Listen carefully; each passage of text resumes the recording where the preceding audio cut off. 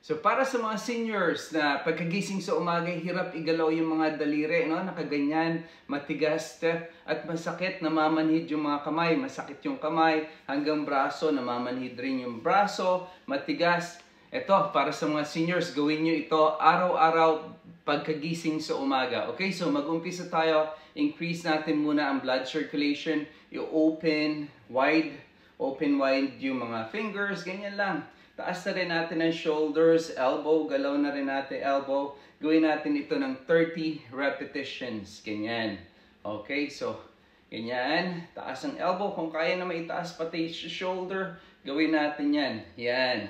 So elbow, shoulder, your hands, gawin yan ng 30 repetitions. Number 2, gawin naman natin itong typing or piano. Gawin ito ng mga 30 repetitions or mga 30 seconds. 30 seconds. So, paano ba ang 30 repetitions? So, 1, 2, 3, 4. Yan, ganyan lang, oh. Ayan. So, 30 seconds, 30 repetitions for the piano is okay. Alright? So, ganyan. Igalaw-galaw, increase din natin ang blood circulation yan.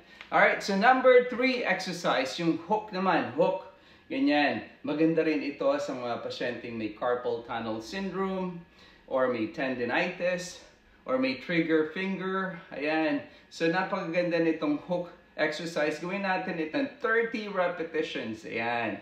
And number 4, gawin naman natin itong finger tapping.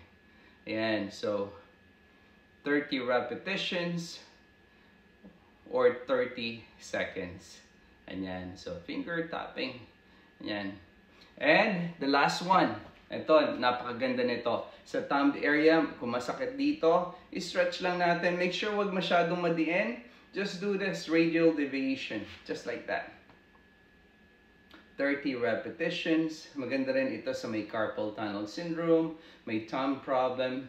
So yan, napakaganda ito sa mga seniors na masakit lagi ang kamay, matigas at may arthritis, carpal tunnel syndrome, tendinitis sa kasi elbow. Alright? Kung nagustuhan niyo itong video na ito, please like and share. Bye-bye!